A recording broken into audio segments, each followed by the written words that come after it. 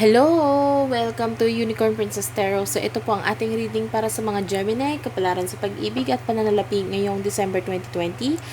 Fast reading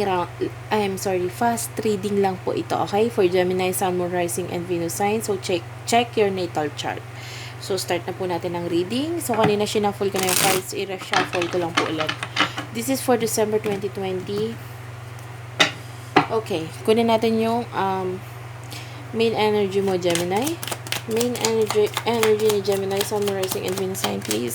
I'm sorry kung nabibigil yung camera. Minsan nadadali ko po kasi.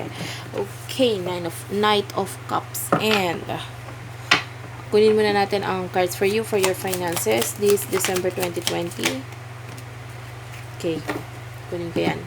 Four of Wands, Queen of Pentacles, and Two of Pentacles. Okay, so Gemini, for what I can see here, high chance of travel this December 2020. And also, meron ditong offer na maaaring pagpilian mo with regards to your finances. And also, I can feel growth here.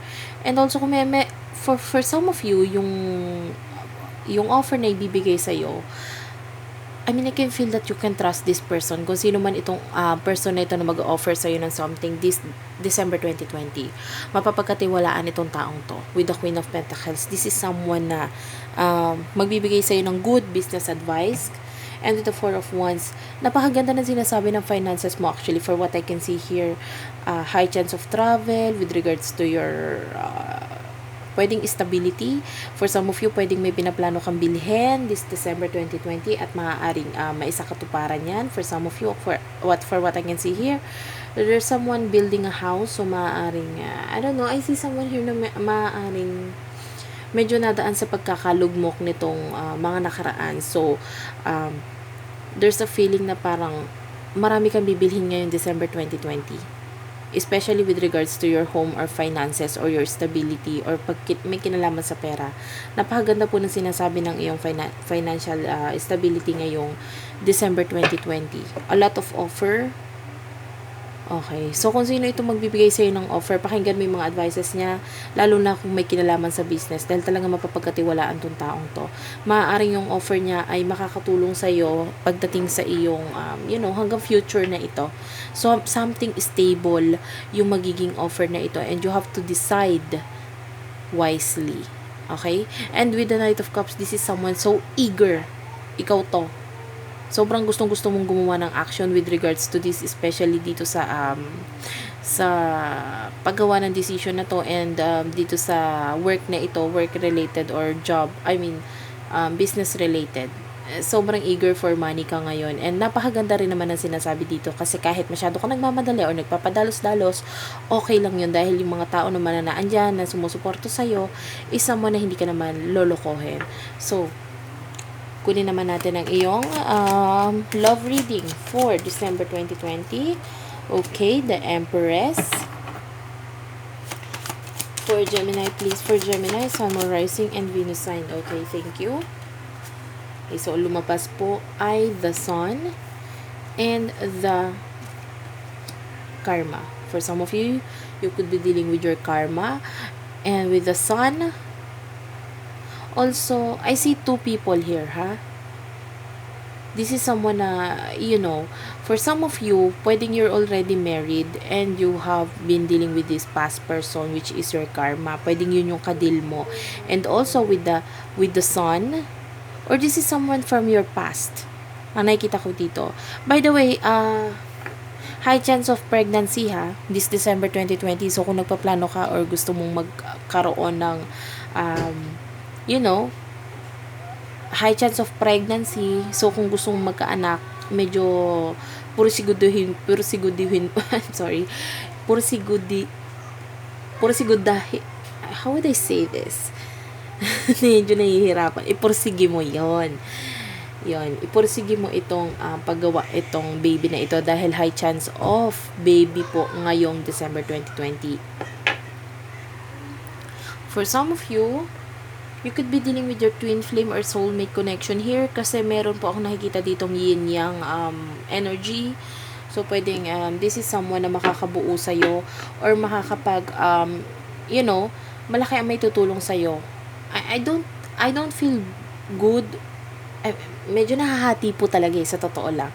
Kasi you could be dealing with two person here. The karma and someone na makakapagbigay sa'yo ng kaligayahan, or itong sinasabi dito with the sun, this is someone na ibibigay sa'yo yung stability, iyang kaligayahan na yan. And for some of you, maaaring tapos ka na dito sa nakaraan na to with the karma, or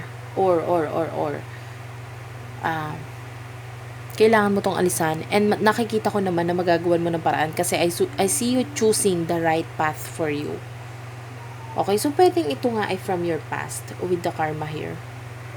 Okay.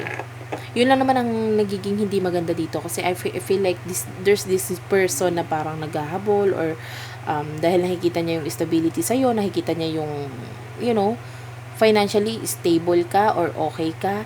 So, maaaring, for some of you, itong taong to nagbabalik kasi maaaring may kinalaman sa pera, or, you know, high chance of marriage also sa mga nagpaplano magpakasal. Napakaganda po ng sinasabi except for the karma part here. Okay.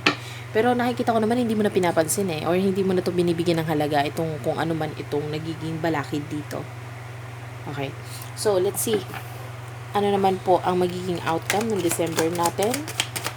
Gemini for Sun, Moon, Rising, and Venus sign Gemini. Please, Sun, Moon, Rising, and Venus sign Gemini. December 2020, what would be the outcome? Okay. Pwedeng your choice, pwede magkaroon ng choice dito. Pwedeng finances or with regards to your love life. I see a choice here.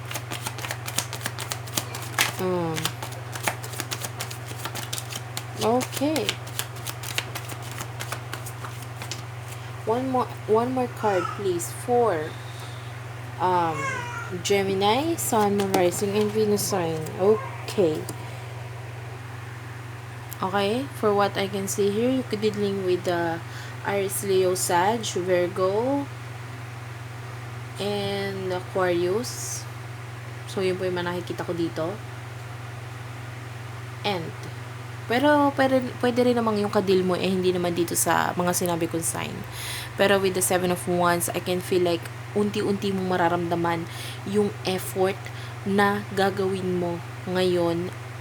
Mararamdaman mo siya ngayong December 2020. So, yung itong mga nakaraan, merong ginawa kang something na improve, especially ng yung finances, or yun nga, if you're trying to have a baby, mararamdaman mo siya ngayon December 2020, maaaring ibigay na sa'yo yan. So, medyo more on physical lang. Kumbaga, kung ano yung mga kaya mong gawin mo lang ng gawin kasi nakikita ko dito ang fruitful labor. And also, for what I can see here, if you have a business, magkakaroon ka ng anong tawag dito? Katunggali pagdating sa negosyo. So, but I see it as just a challenge.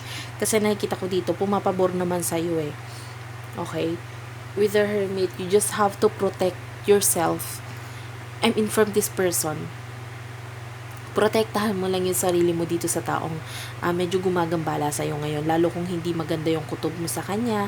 And also, always think about your children. Kung may children dito or kung mga taong involved dito, medyo bigyan mo sila ng halaga this December 2020. Why? Kasi lahat ng mga gagawin mo ngayong kabutihan ay magbubunga sa'yo dahil tapos ka na dito sa sinasabi na nating nagiging balakid or nagiging problema dito sa buhay mo So ngayon, pumapabor na ngayong December 2020 sa'yo ang tadhana. Kaya gawin mo lahat ng mga ikabubuti or tingin mong magagawa mong mabuti at huwag mong hadlangan yung ibang tao na makalapit sa'yo, especially if these are children. Okay. So, diretsahin na kita. Kung meron kang mga anak or inaanak, medyo bigyan mo sila ng halaga ngayong December 2020. Yes, magpapasko. Why? Kasi pagdating po ng araw, ay malaki po ang balik sa iyo yan. Yan. Okay? This is with the 7 of Wands. This is someone na parang lahat magbubunga. Lahat ng mga paghihirap mo, lahat ng kabutihan mo, lahat ng gawin mo ngayong December 2020, magbubunga po yan. Kaya gawin mo lang yung tingin mong tamang magagawa mo at yung tulong na may bibigay mo, dahil lahat po yan ay maganda ang balik sa'yo. So, thank you for watching, Gemini. I hope nakaresonate kayo. Please do like and subscribe to our channel, Unicorn Princess Tarot, and maraming salamat po.